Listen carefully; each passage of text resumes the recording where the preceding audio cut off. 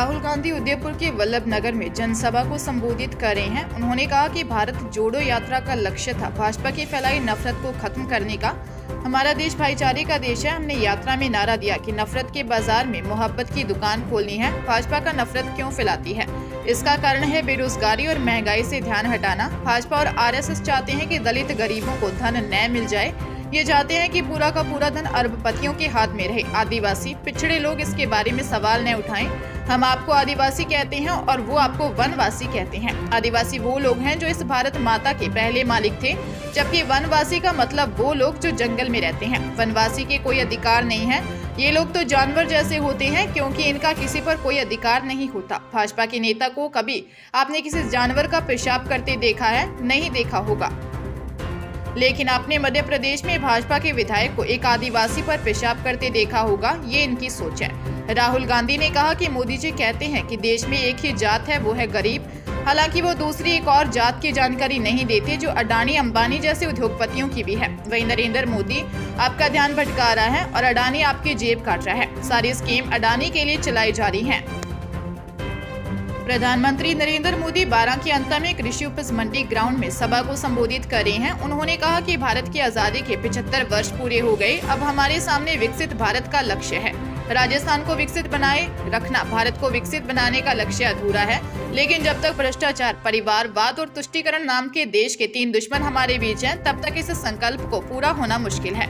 और कांग्रेस इन 3 बुराइयों की सबसे बड़ी प्रतीक है। आजकल राजस्थान की लाल डायरी की सबसे अधिक चर्चा है। इस साल लाल डायरी के पन्ने जैसे जैसे खुल रहे हैं, वैसे वैसे जादूगर जी के चेहरे पर हवाइयां उड़ रही हैं। लाल डायरी में साफ साफ लिखा है कि कांग्रेस सरकार ने 5 वर्षों में आपके जल, जंगल और जमीन को कैसे बेचा है। सूरसैन गोडावन अभ्यारण्य में क्या हुआ, ये आप मुझसे ज्यादा जानते हैं। अवैध खनन के तार किससे जुड़े हैं, ये किसी से छिपा नहीं है।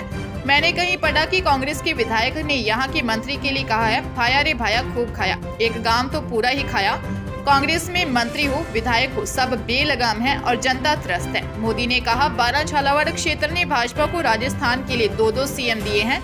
इस साल हम भैरव सिंह शेखावत जी की जन्म शताब्दी मना रहे हैं। मैं उनकी कर्मस्थली पर भैरव सिंह जी को श्रद्धांजलि देता हूं। वर्ल्ड कप फाइनल में ऑस्ट्रेलिया से भारत की हार के बाद PM Narendra Modi team India के ड्रेसिंग रूम में गए थे। खिलाड़ियों का हौसला बढ़ाया था।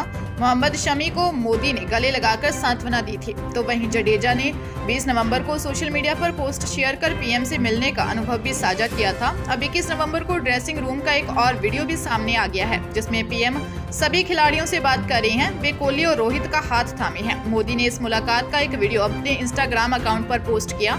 उन्होंने कहा, आप लोग पर पूरा 10-10 गेम जीत कर आए हो, ये तो होता रहता है। मुस्कुराइए भाई, देश आप लोगों को देख रहा है, होता है। इसके बाद पीएम ने टीम को कोच राहुल से भी बात की। कहा, आप लोगों ने बहुत मेहनत की, लेकिन यह होता रहता है। इसके बाद पीएम जडेजा से मिले और गुजराती में बात की।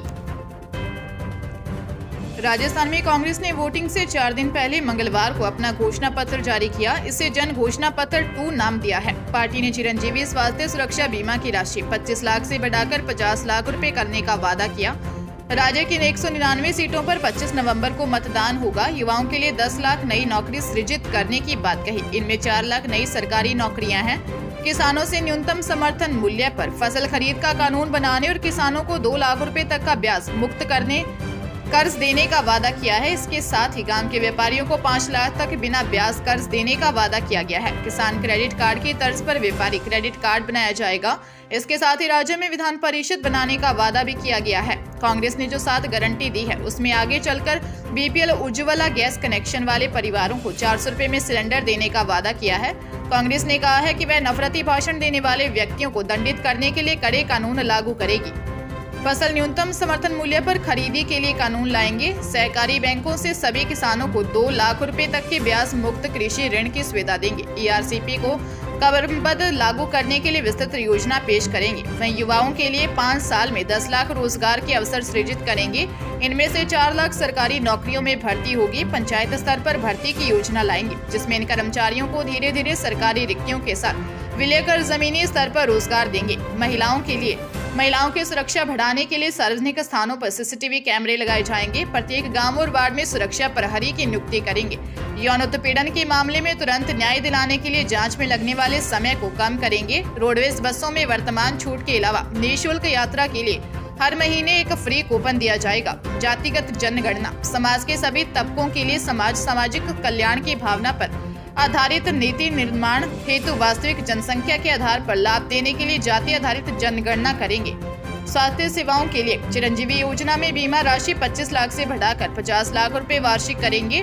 संतान सुख से वंचित दंपतियों को राहत देने के लिए IVF पैकेज निःशुल्क देंगे। शिक्षा की गारंटी कानून लाकर RTE के तहत 8वीं क्लास के स्थान पर 12वीं तक की शिक्षा उपलब्ध करवाएंगे। मनरेगा योजना का विस्तार करते हुए काम के दिनों की संख्या 150 करेंगे। इंदिरा गांधी शहरी गारंटी योजना में काम के दिनों की संख्या 150 करेंगे। व्यापारी क्रेडिट कार्ड योजना आएगी। इसमें 5 लाख का ब्याज मुक्त ऋण मिलेगा। ऑटो टैक्सी चालकों को गिग वर्कर्स कल्याण अधिनियम में शामिल के लिए कानून में संशोधन। कर्मचारियों के लिए OPS को निरंतर जारी रखने के लिए कानून बनाया जाएगा। चयनित वेतनमान के बाद चौथे चयनित वेतनमान का प्रावधान करेंगे। मंत्रालय सहित विभिन्न विभागों के कर्मचारियों के वेतन संबंधी समस्याओं का समाधान करेंगे। वहीं शहरी विकास में 2 निकटतम शहरों के लिए एक विशेष विकास प्राधिकरण का गठन किया जाएगा।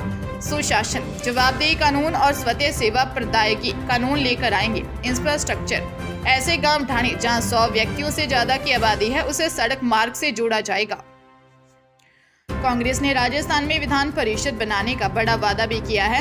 अभी राजस्थान में सिर्फ विधानसभा है। विधानसभा के लिए विधायक सीधे जनता चुनती है, जबकि विधान परिषद के लिए सदस्यों का निर्वाचन अप्रत्यक्ष प्रणाली से होता है। जिस राज्य में विधान परिषद अस्तित्व में होती है वहां केंद्र में लोकसभा और राज्यसभा की तर्ज पर विधानसभा और विधान परिषद कार्य करती है, जैसे संसद में राज्यसभा काम करती है।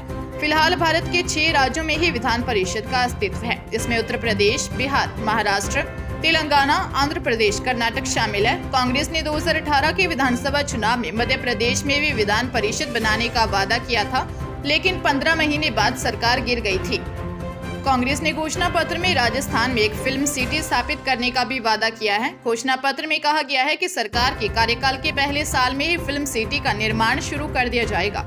वहीं खड़गे ने कहा कि मैं मोदी के पिताजी को मैं क्यों गाली दूंगा, मैं तो बचपन से ही अपनी माता सहित सबको खो चुका हूँ। मैं 5 साल का था तभी वो लोग जलकर खाक हो गए थे। झूठों का सरदार कह रहा है गाली दी।